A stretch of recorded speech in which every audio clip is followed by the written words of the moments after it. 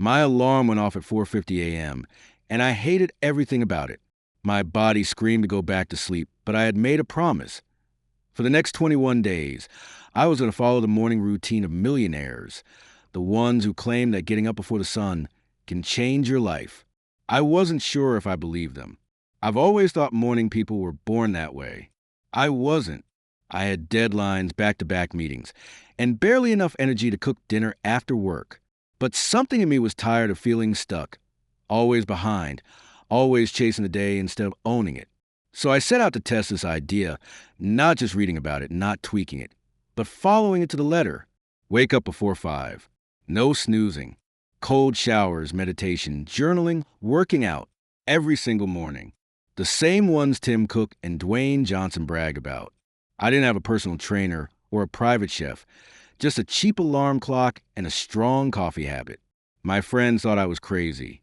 Honestly, I thought so too. But I needed change, and this was my way of forcing it. I kept asking myself, what if they're right?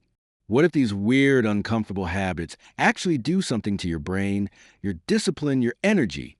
Still, I wasn't chasing wealth. I wasn't expecting a bank account to magically triple.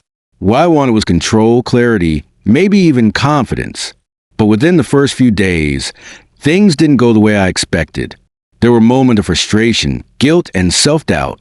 I started questioning the entire experiment. But I kept going, because something in me needed to see this through, just to find out whether there was more to it than early alarms and motivational quotes. By the second week, something started to shift. The first few days were brutal. My body fought every early alarm, and I went through the motions half asleep.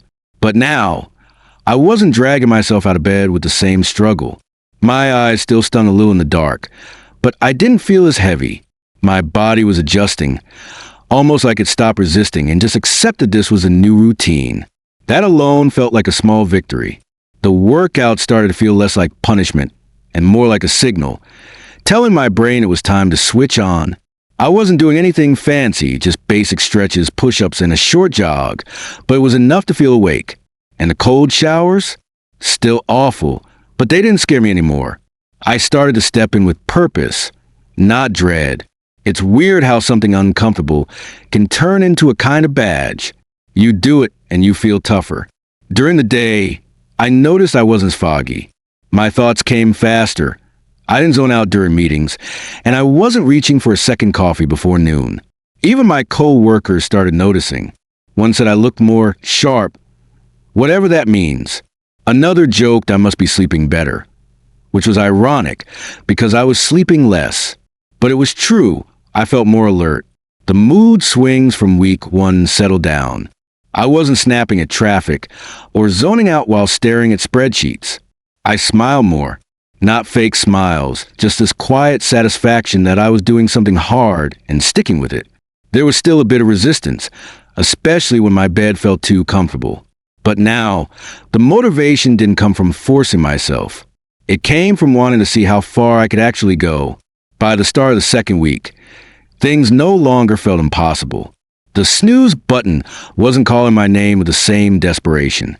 My body had started to accept the early wake-up calls, and the aching tiredness that dragged me through the first few days was fading. My mornings began to have rhythm. Wake up, cold shower, write in my journal, move. Each task clicked into place without much thought, almost like muscle memory. I wasn't fighting myself as much. That quiet friction between intention and action had softened. There was more space in my mornings, time that used to be swallowed by sleep or rush. I'd sit in silence for a few minutes after journaling, just breathing, and it felt good.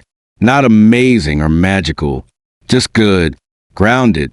My mind wasn't bouncing between notifications and half-remembered tasks. I could actually think. And during the day, I noticed I wasn't operating on autopilot anymore. My attention stayed longer in conversations. I caught small mistakes I would have missed before. Tasks that used to drain me felt lighter. People started saying things. A friend texted, "You seem different lately in a good way." At work, a manager casually asked if I'd changed something. It was subtle, but people were noticing. I hadn't told anyone about the routine. I wanted to see if the results would speak on their own. And they did, at least a little. There were still hard mornings, of course. My bed didn't stop being comfortable, but I was getting small wins, more energy in meetings, less brain fog, a calmer attitude when things went sideways. That built momentum. I didn't need to push as hard to start. Something internal had started pulling me forward instead. I wasn't where I wanted to be yet, but I was moving, and that felt new. Somewhere during the third week, everything started to click in a way I didn't expect. It wasn't dramatic. There was no music playing in the background or a big cinematic moment. It just shifted. I woke up before my alarm and didn't feel angry about it. I wasn't dreading the cold shower. My body moved through the routine like it had always known how. And for the first time, it didn't feel like effort. It felt like mine. I noticed my focus was sharper, not just at work, but in small things.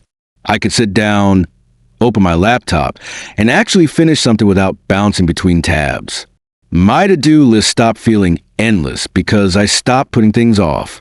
I didn't need a podcast to motivate me or a quote on my phone screen. I was just doing the things that needed to be done. I felt clear, grounded, even proud, something I hadn't felt in a while. The biggest surprise came one night while walking home. I passed a cafe I used to stop at when I was too tired to cook.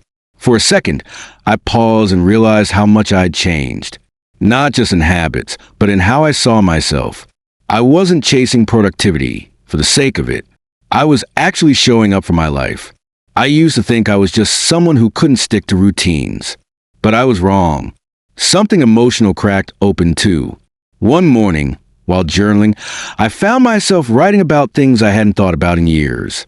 Regrets, old fears, stuff I had buried under noise. It caught me off guard.